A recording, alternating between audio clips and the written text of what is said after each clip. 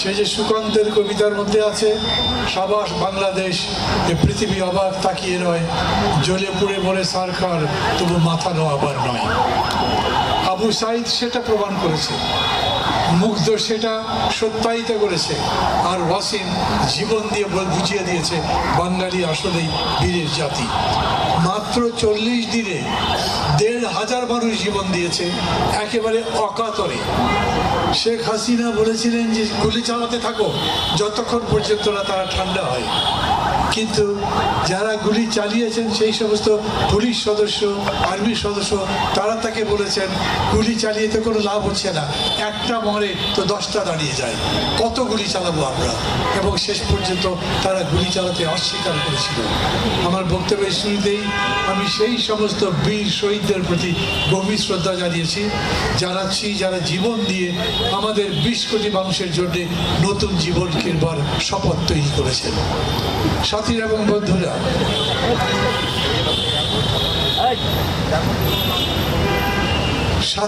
বন্ধুরা, জুলাই বাংলাদেশের ইতিহাসের একটি অভিনব সময়।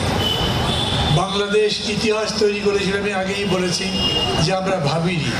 আমার মনে আছে 4 তারিখ আগস্ট মাসে, মানে 5 তারিখে স্বৈরাচারের পতন হলো, 4 তারিখে আমাকে কেউ ফোন করেছেন, ভাই কবে যাবে? আমি বলেছি কি মনে হয় আপনাদের? প্রায় সবাই বলেছেন শেখ হাসিনাকে আপনারা কেউ সরাতে পারবেন না। অথচ 24 ঘন্টার ব্যবধানে তার দেশ ছেড়ে পালাতে হয়েছে। আমি যারা এই লড়াইয়ে নিজেদের জীবন হারানি হয়তো, কিন্তু চোখ হারিয়েছেন, হাত হারিয়েছেন, পা হারিয়েছেন, কিংবা পঙ্গু হয়েছেন, যারা এখন সুস্থ থেকে মানে জীবিত থেকেও সুস্থ নেই, নিজের জীবনযাপন করবার জন্য তাদের শক্তি নেই, সেই সমস্ত পঙ্গু যারা জুলাই যোদ্ধা বলে পরিচিত, তাদের সবাইকেও গভীর শ্রদ্ধার সাথে স্মরণ করছি। সবাই এখন এরকম করে প্রশ্ন তুলছে, জুলাইয়ের এই স্বপ্ন কি বাস্তবায়িত হয়েছে? জুলাই সনদ বাস্তবায়িত হয়েছে? আমরা যে সংস্কারের কথা বলেছিলাম, রাষ্ট্রকে বদলে দিতে চাই, নতুন রাষ্ট্র গঠন করতে চাই, সেটা কতদূর বাস্তবায়িত হয়েছে? আমি আপনাদের কাছেই প্রথমে জিজ্ঞেস করি, জুলাইয়ের স্বপ্ন বাস্তবায়িত হয়েছে? সবাই বলবেন না। আচ্ছা, জুলাইয়ের স্বপ্ন কি হলে বাস্তবায়িত হতো? এক কথাই বলি, যদি খাবার থাকতো, পরনের কাপড় থাকতো, চিকিৎসার ব্যবস্থা থাকতো, একটা বাড়ি থাকতো থাকবার মতো, এবং আমাদের একটা থাকার জায়গার সাথে সাথে জীবনের নিরাপত্তা থাকতো, আমরা বলতাম একটা দেশ পেয়েছি আগের চাইতে ভালো। যদি ভোট দেওয়া যেত, গ্যারান্টি হতো যে না ভোট দেওয়া যাবে, এখন আর কেউ আমাদের ভোট কেড়ে নেবে না, তাহলে বলতাম যে জুলাইয়ের স্বপ্ন বাস্তবায়িত হয়েছে। এক এক করে এই সমস্ত কথাই আমি আলোচনা করব, যত কম সময়ের মধ্যে এটা বোঝানো যায়, তার মধ্যে দিয়ে আমি আমার বক্তব্য শেষ করবার চেষ্টা করব। এই যে সামনে আসছে ইউনিয়ন কাউন্সিল বা উপজেলা পরিষদের ভোট, এই ভোট দেওয়া যাবে? যাবে ঠিক মতো ভোট দেওয়া? বলতে পারেন না কেন? কেন? এই পর্যন্ত যে কটা ভোট হয়েছে, সেই কটা ভোটে গত 15 বছরের মতো কোনো কাণ্ড হয়েছে? নতুন যেখানে যেখানে ভোট হয়েছে সেখানে চুরি হয়েছে? এই যে 2.5 বছর হলো, অথবা এই সরকার আছে 5.5 মাস, এই 5.5 মাসের মধ্যে নতুন করে জনগণের উপরে অত্যাচার নির্যাতন হয়েছে, গুলি চলেছে, মানুষ মারা গেছে, গুম খুন হয়েছে, তাহলে কিছু তো বলতেছে। এতগুলো মানুষ এইভাবে জীবন দিল, তার কোনোই মূল্য হবে না? তার কোনোই মূল্য দেবে না? তার কোনো মূল্য এই সরকার দেবে না? এটা কি হতে পারে? অতএব কিছু দাবি আপনারা অর্জন করতে পেরেছেন, কিন্তু যদি প্রশ্ন হয়, জুলাই সনদের মধ্যে ভাতের দাবি ছিল, কাপড়ের দাবি ছিল, শিক্ষা, চিকিৎসা, বাসস্থানের দাবি ছিল? কেউ পড়েছেন, দেখেছেন? শিক্ষা নিয়ে কথা ছিল, কিন্তু ভাত নিয়ে কি কথা ছিল? বাসস্থান নিয়ে কি কথা ছিল? জুলাই সনদ সম্পর্কে নিজেদের ধারণা স্পষ্ট থাকা দরকার। আমরা লড়াই করেছিলাম কেন? একটা শাসক এসেছিল, ও কথাই বলতে দেয় না, পর 3টা টার্ম ভোটে গায়ের জ্বলে জিতেছে। একটা দিনের ভোট রাতে করেছে, একটা ভোট কাউকে করতে দেয়নি, আর অন্যটা ভোট মানুষ দিতে গেছে, রেজাল্ট অন্যরকম বানিয়ে দিয়েছে। তার মানে মানুষের কথা বলার অধিকার নেই, মত প্রকাশের অধিকার নেই। মত যদি প্রকাশ করে তাহলে সেই মত অনুযায়ী কোনো রকম কাজকর্ম করতে দেয়। আমরা এখন যে সমাজ পেয়েছি সেই সমাজের মধ্যে এই ভোটের বাস্তবায়ন দেখতে চাই। আমরা বলেছি যে আমরা দেশে আইনের শাসন চাই, বিচার চাই, যাতে এমন একটা ব্যবস্থা হয় ওই রকম পরিস্থিতি আবার ফিরে না আসে। আমরা বাংলায় এরকম করে বলেছি, ফ্যাসিবাদ যেন বাংলাদেশ আবার ফিরে আসতে না পারে তার ব্যবস্থা করতে হবে। ফ্যাসিবাদ ফিরবে কোথা থেকে? ইন্ডিয়া থেকে শেখ হাসিনা আসবে, তবে ফ্যাসিবাদ নিজের মনের মধ্যে নাই। আপনি ফ্যাসিবাদী হতে পারেন না, আমি ফ্যাসিবাদী হতে পারি না, যারা ক্ষমতায় গেছে তারা ফ্যাসিবাদী হতে পারে না। অতএব এমন একটা ব্যবস্থা চাই যেন আর কারো ফ্যাসিবাদী হবার সুযোগ না থাকে। কি হলে হবে? ঠিক তো বললেন, কি হলে সেটা হবে বলেন? কি করলে যারা জিতে ক্ষমতায় যাবে তারা যেন আর ফ্যাসিবাদী না হয় তার গ্যারান্টি পাবে? আমরা বলছি তখনই হতে পারে যদি কোনো মানুষ নিজের সমস্ত ক্ষমতার মালিক হতে না পারে।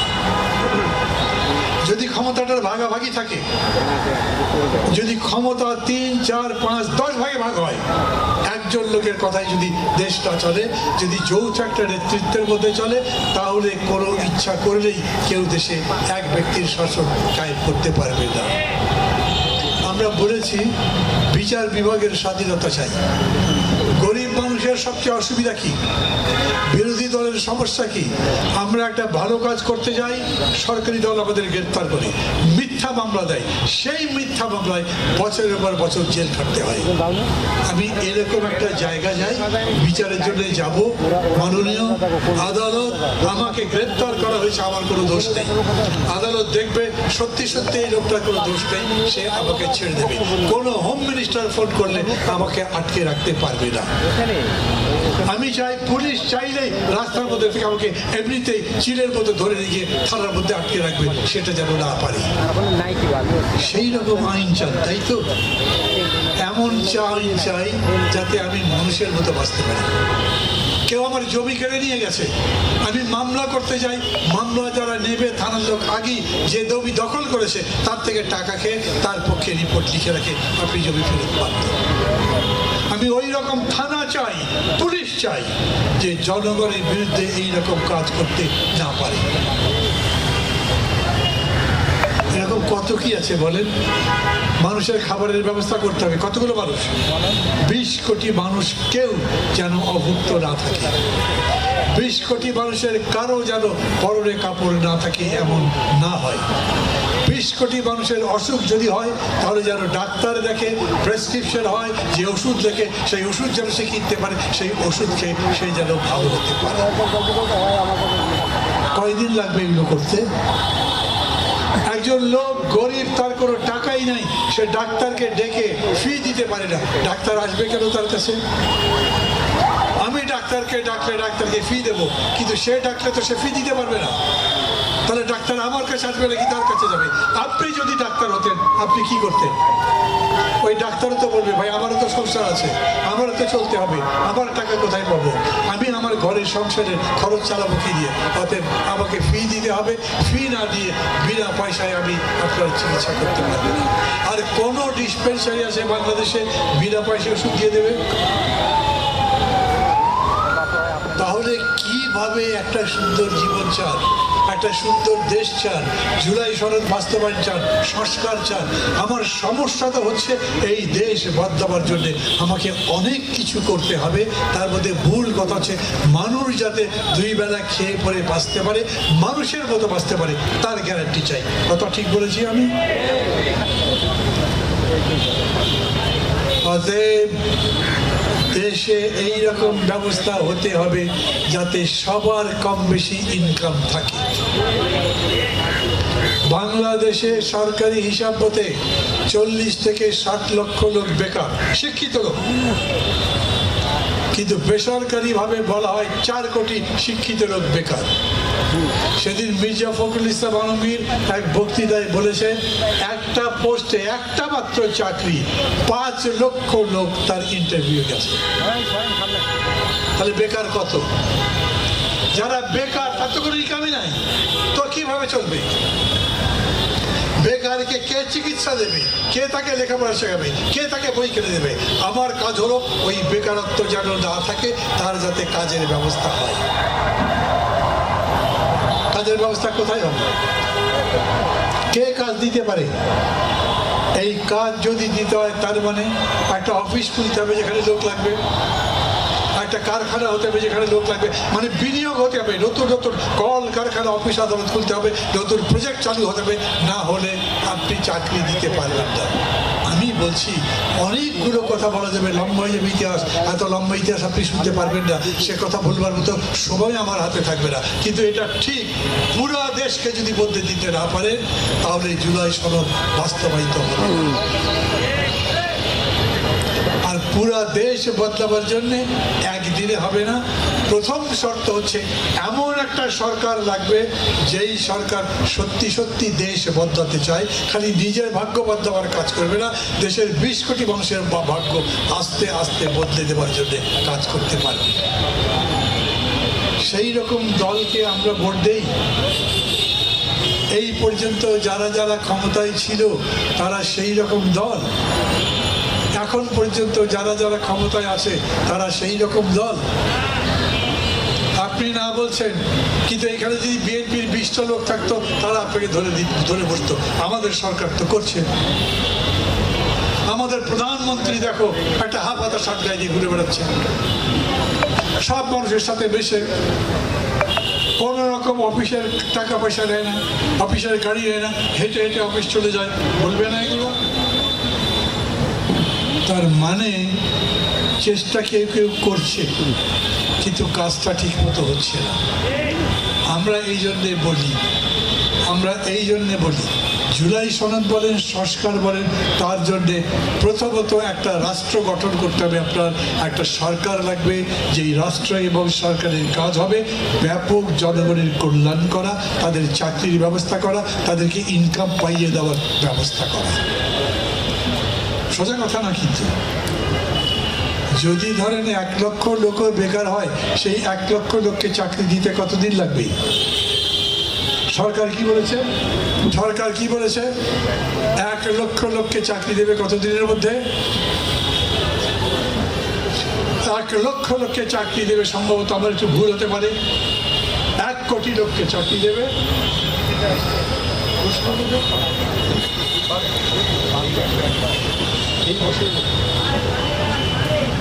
এক বছরের মধ্যে 1 কোটি লোককে তারা চাকরি দেবে।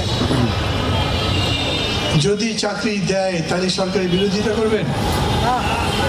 চাকরি দিলে তো ভালো, আমরা চাকরি পাই না, কিন্তু চাকরি কি দিতে পারবে? আমাদের কথা হলো সেটাই। আমরা দেখতে চাই যে আমাদের দেশ এই বদলের দিকে যাচ্ছে কি? ব্যাপক লোক বলে জুলাই সংস্কার হচ্ছে না, জুলাই সনদের সাথে বেইমানি করা হচ্ছে, এবং এখন যারা ক্ষমতায় আছে তারা দলবাজি করছে, চাঁদাবাজি করছে, দখলদারিত্ব করছে। আমি প্রথম বলতে চাই, নাগরিক ঐক্য, তাদের প্রেসিডেন্ট মাহমুদুর রহমান বান্দা অযথা কোনো কথা বলতে চায় না। আমরা যে কথা বলবো সেই কথা যেন বুলেটের মতো হয়, সত্যি হয়, শক্ত হয়, এবং সেটা মানুষের মনের মধ্যে গ্রহণযোগ্য হয়। সেই কথাগুলো কি? প্রথম কথা হচ্ছে, রাষ্ট্রকে যদি সেই রকম করতে চান তাহলে দেশে আইনের শাসন প্রতিষ্ঠা করতে হবে, বিচার ব্যবস্থার স্বাধীনতা দিতে হবে। আমরা দেখছি বিচার ব্যবস্থার স্বাধীনতা পুরোপুরি নেই। বিচার ব্যবস্থার স্বাধীনতার জন্য আমরা বলেছিলাম বিচার বিভাগকে সম্পূর্ণভাবে প্রশাসনিক বিভাগ থেকে আলাদা করে দিতে হবে। আমার কথা কঠিন মনে হচ্ছে? অর্থাৎ ডিসি বড় না জেলার ম্যাজিস্ট্রেট বড় সেটা ঠিক করতে হবে। দেশের প্রধানমন্ত্রী বড় না সুপ্রিম কোর্টের প্রধান বিচারপতি বড় সেটা ঠিক করে। আপনাদের জানা আছে এই ভারতবর্ষে একসময় কাজীর শাসন ছিল, কাজীরা বিচার করত, কাজীরা দিল্লির সুলতানকে পর্যন্ত ডাকতে পারত এবং বিচার করে যদি দিল্লির সুলতানের দোষ হতো তাকে জরিমানা পর্যন্ত করতে পারত। আমাদের দেশের সুপ্রিম কোর্ট নিশ্চিতভাবে সবচাইতে বেশি ক্ষমতার মালিক। কোনো কোনো সময় তোমরা দেখি এই যে অন্তর্বর্তী সরকার প্রতিষ্ঠিত হলো কাদের আদেশে হলো? সুপ্রিম কোর্টের কাছে আমরা গেলাম, শেখ হাসিনা পালিয়ে গেছে, দেশে কোনো সরকার নাই, এখন কিভাবে সরকার গঠিত হবে? কে বলবে সেটা? সুপ্রিম কোর্ট বলল এইভাবে সরকার গঠিত হতে পারে, সেইভাবে ইউনূস সাহেবের সরকার প্রতিষ্ঠিত হয়েছে। জানেন সবাই? জানেন সবাই? সত্যি সত্যি জানেন, এমনি মাথা মানেন? পাকিস্তানে এক সময় নওয়াজ শরীফের সরকারকে ওখানকার সুপ্রিম কোর্ট এক কথায় এক রায়ে বাতিল করে দিয়েছিল, তুমি আর সরকার থাকতে পারবে না, এবং নওয়াজ শরীফের সরকারকে পদত্যাগ করতে হয়েছিল। আমরা চাই বিচার বিভাগের সেই স্বাধীনতা দিতে। আমরা দেখছি বর্তমানে সরকারে যারা আছেন তারা সেই স্বাধীনতা বিচার বিভাগকে দিতে চাচ্ছেন। আমরা বলছি বিচারক নিয়োগ করা হবে কিভাবে? সরকার যা বলবে তাকে নিয়োগ দেবেন। পুলিশের আইজি কি হবে? প্রধানমন্ত্রী যাকে বলবে তাকে। আর্মি চিফ কি হবে? প্রধানমন্ত্রী যাকে বলবে তাকে। এই দেশে সুপ্রিম কোর্টের প্রধান বিচারপতি কি হবে? প্রধানমন্ত্রী যার কথা বলবেন তিনি। উনি যদি সবাইকে নিয়োগ দিতে পারেন তাহলে সবার চাকরিও খেতে পারেন। তাহলে সুপ্রিম কোর্টের প্রধান বলেন, পুলিশের প্রধান বলেন, আর্মির প্রধান বলেন, সবাই প্রধানমন্ত্রী যা বলবে তাই করবে, আপনার কথা শুনবে না। অতএব আমরা বললাম যে এই সমস্ত পদে, যেগুলো সাংবিধানিক পদ, যাদের হাতে ক্ষমতা আছে, যাদের হাতে জনগণের ভাগ্য নির্ধারণ করে, তাদেরকে এমনভাবে নিয়োগ দিতে হবে যাতে দেশের আরও 10টা মানুষ মিলে একটা কমিশন বানিয়ে, কমিটি বানিয়ে তার মধ্যে নিয়োগ দেওয়া হয়। আমি আপনাদের বলি, এই কঠিন কথাগুলো আপনাদেরকে অনেকে হয়তো বলে না, কিন্তু এটা সত্যি। বিএনপি বা বর্তমান সরকার এই ধরনের নিয়োগের ব্যাপারে বিরোধিতা করেছে। তো আমি সেই কথা বলি, বিএনপি যদি জনগণের অধিকার প্রতিষ্ঠা করতে চায় তাহলে বিচার বিভাগের স্বাধীনতা দেবে না কেন? তাহলে আইনগতভাবে যাদের হাতে ক্ষমতা যাওয়া দরকার তাদেরকে আইনগতভাবে ক্ষমতা দেওয়ার ব্যবস্থায় বিরোধিতা করবে কেন? এই কারণে আমরা বলি, যদি তারা এই পদ থেকে সরে না আসে তাহলে তার বিরোধিতা করতে হবে। বন্ধুগণ, সরকারের বয়স 5.5 মাস। 5.5 মাসে জিনিসপত্রের দাম বেড়েছে। আপনারা আমার কথা বলতে শুনতে শুনতে একটু কনফিউজ হয়ে গেলেন, কথা বলতে সাহস পাচ্ছেন না। এখন জিনিসপত্রের দাম তো তেমন কমেনি, মাঝে একটু কমেছিল, আবার বেড়েছে। তার মানে এই সরকার জিনিসের দাম কমাতে পারে না।